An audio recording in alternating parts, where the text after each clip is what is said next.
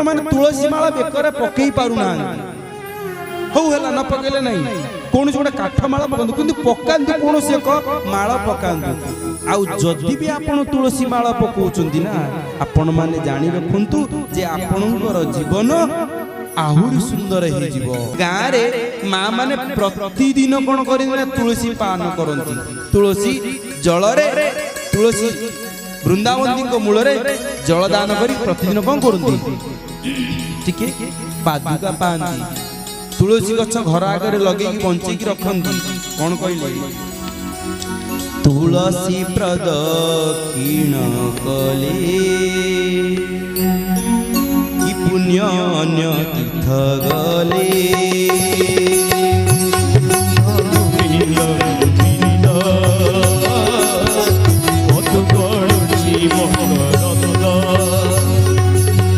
तुलसी प्रदक्षिण कले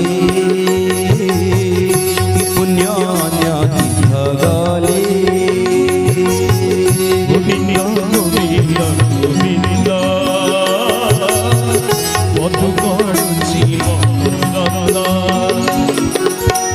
अशेष क्षेत्र तीर्थ फल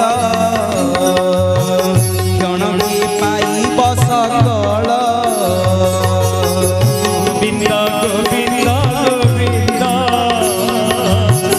मधु गड़ुछि मकरंद ब्रह्महत्यादि जेते दोष पाद पद के जीवनाश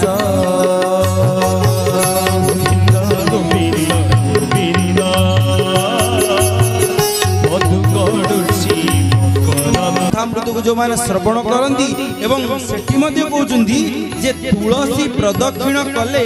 ई पुण्य अन्य तीर्थ गले जो माने घर आगे तुलसी गछ लगे थांती एवं सेई तुलसी गछ मूल रे पानी माने जलदान करी तांको चतुर्पार्श्व टिके बुली आसंती तीर्थ बुलिले जो पुण्य मिले सेई पुण्य आपण घरे थाई तुलसी गछर चतुर्पार्श्व बुली आसला परी सेई पुण्य बांधी बोला नंदे कबार अशेष क्षेत्र तीर्थ फल क्षण के पाइब सकल क्षणक मध्य रे सब किछि पाई जीव ई होउची तुलसी गछ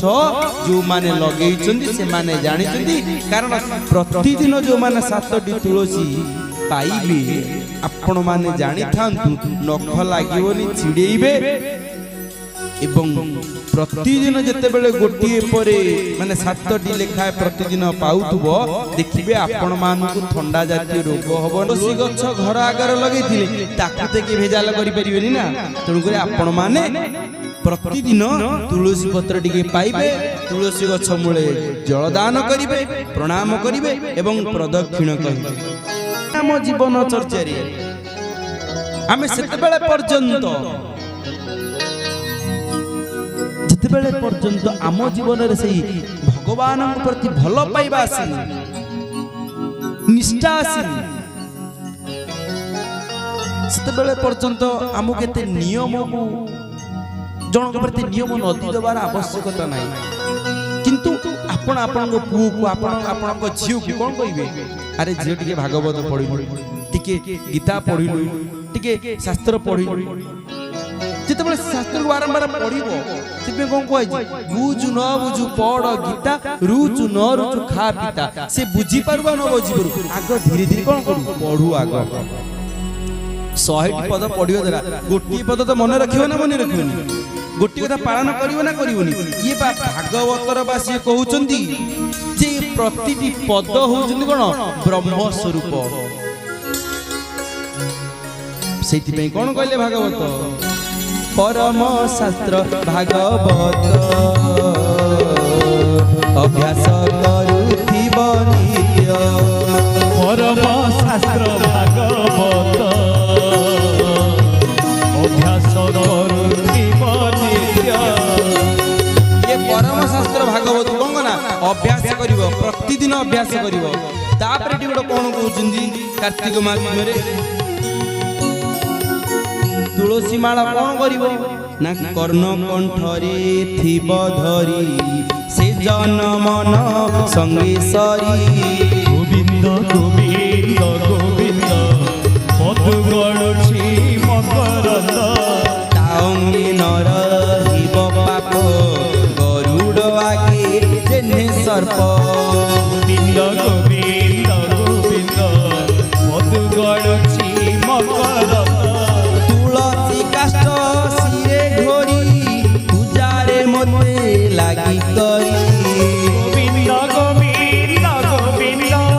ମଧୁ ଗଳୁଛି ମକରନ୍ଦ। ତେଣୁକରି ସେ କହୁଛନ୍ତି କର୍ଣ୍ଣ କଣ୍ଠରେ ଥିବ ଧରି ସେଜନ ସଙ୍ଗେ ସରି। ତେଣୁକରି ଆପଣମାନେ ଯଦି କଣ୍ଠରେ ତୁଳସୀ ମାଳ ଲଗାନ୍ତି, ତେଣୁକରି ଆପଣମାନଙ୍କୁ କଣ କହିଲି, ମୁଁ କଣ କହିଲି ଆପଣମାନେ ନା ଜବରଦସ୍ତ ତୁଳସୀ ମାଳ ପିନ୍ଧିବେ ନା, ଆପଣମାନଙ୍କୁ ସବୁ କଣ କହିଲା କାଠ ସାଧାରଣ କାଠ ମାଳ ମଧ୍ୟ କଣ ପିନ୍ଧନ୍ତୁ।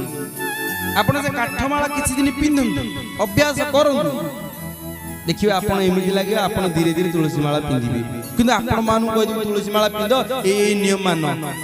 ସେଠୁ ଦଜଣ ବାହାରିବେ ଏତେ କିଏ ପିନ୍ଧିବ ଥାଉ ପାପ ହବ। ଯଦି ଆମେ କିଛି ଭୁଲ କରିଦେଉଛେ ଆମ ବାପା ମାଙ୍କୁ କ୍ଷମା କରୁଛୁ ନା କରୁନାହାନ୍ତି? ଭଗବାନ କଣ ଏତେ ଛୋଟ ହେଇଛନ୍ତି? ସିଏ ପରା ଜଗତର ପିତା, ସିଏ କଣ କ୍ଷମା କରିବେ? ସିଏ କ୍ଷମା କରିବେ, କିନ୍ତୁ ଜାଣି ଶୁଣିକି ବାରମ୍ବାର କରିବା ଯଦି ସିଏ କଣ ଆଉ କ୍ଷମା କରିବେ? ସିଏ ଆଉ କ୍ଷମା କରିବେ ନାହିଁ। ତେଣୁ ପ୍ରିୟ ସଜ୍ଜନ, ଆପଣମାନେ ଚେଷ୍ଟା କରନ୍ତୁ ସେ ତୁଳସୀ ମାଳକୁ ଧାରଣ କରିବା ପାଇଁ କିମ୍ବା କୌଣସି କାଷ୍ଠମାଳକୁ ବେକରେ ଧାରଣ କରିବା ପାଇଁ ପ୍ରତିଦିନ ଭାଗବତ ନିଜେ ପଢ଼ନ୍ତୁ, ନିଜର ପିଲାମାନଙ୍କୁ ପଢ଼ାନ୍ତୁ।